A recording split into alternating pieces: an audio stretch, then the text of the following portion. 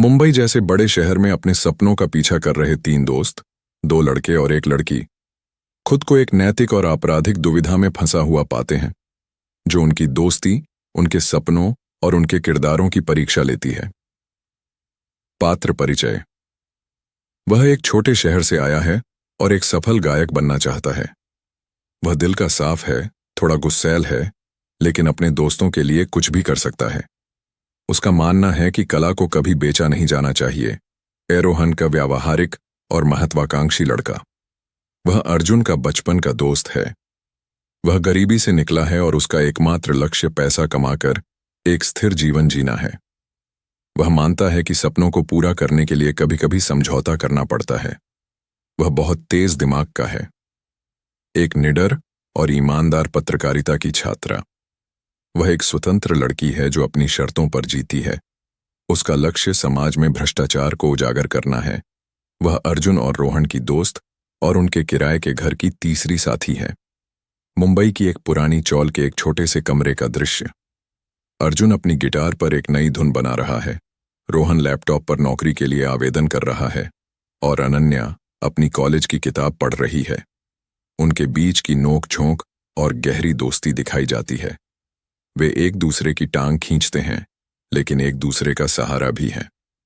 रात में छत पर बैठकर वे अपने अपने सपनों के बारे में बात करते हैं।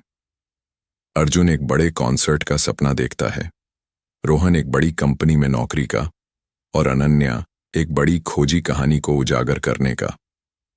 रोहन को एक बड़ी real estate company dream builders में एक शानदार नौकरी का प्रस्ताव मिलता है। उसकी खुशी का ठिकाना नहीं रहता। अर्जुन को एक प्रतिष्ठित संगीत प्रतियोगिता सुर संग्राम के लिए चुना जाता है। अनन्या को अपने कॉलेज प्रोजेक्ट के लिए शहर में अवैध निर्माणों पर एक रिपोर्ट बनाने का काम मिलता है। तीनों दोस्त अपनी छोटी छोटी सफलताओं का जश्न मनाते हैं। उन्हें लगता है कि अब उनके सपने सच होने वाले हैं। अनन्या अपनी जांच के दौरान पाती है कि कई अवैध निर्माणों के पीछे ड्रीम बिल्डर्स का हाथ है, वही कंपनी जहां रोहन काम करता है। वह कुछ सबूत इकट्ठा करना शुरू कर देती है। रोहन अपनी कंपनी के तौर तरीकों से असहज होने लगता है।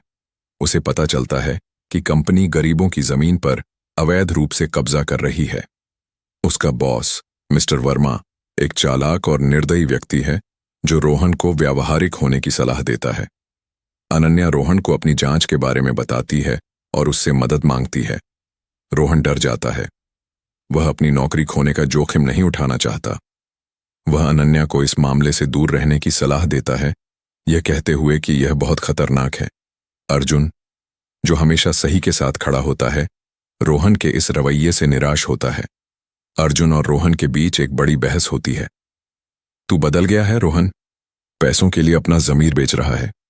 रोहन, तू नहीं समझेगा अर्जुन, तूने कभी गरीबी नहीं देखी। मैं अपने परिवार को वापस उस नरक में नहीं भेज सकता। तीनों दोस्तों के बीच तनाव बढ़ जाता है। घर का माहौल बदल जाता है। अनन्या अपनी जांच जारी रखती है। उसे मिस्टर वर्मा के खिलाफ कुछ ठोस सबूत मिलते हैं। अनन्या को धमकियां मिलने लगती हैं। एक रात कोई उसके कमरे में घुसकर उसका लैपटॉप और नोट्स चुरा लेता है। वह बहुत डर जाती है। अर्जुन उसके लिए खड़ा होता है और उसे हिम्मत देता है। वह हर पल उसकी रक्षा करने की कसम खाता है। रोहन को पता चलता है कि अनन्या पर हमला उसी की कंपनी के लोगों ने करवाया था। वह अपराध बोध से भर जाता है। एक तरफ उसकी नौकरी और भविष्य है और दूसरी तरफ उसके दोस्त और उसका ज़मीर। वह अंदर ही अंदर घुटने लगता है। उसे अपने बॉस की बातें और अर्जुन के आरोप याद आते हैं। अर्जुन का सुर संग्राम का फाइनल प्रदर्शन है। पूरा शहर उसे लाइव देख रहा है। उसी समय मिस्टर वर्मा अनन्या को हमेशा के लिए चुप कराने के लिए अपने गुंडों को भेजता है। रोहन को यह पता चल जाता है। अब उसे चुनना है। रोहन अपनी जान और करियर की परवाह किए बिना अपनी कंपनी के सर्वर से सारे सबूतों की एक कॉपी निकालता है। वह अर्जुन को एक टेक्स्ट संदेश भेजता है।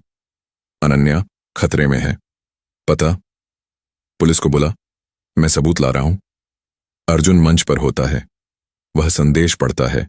एक पल के लिए वह जम जाता है।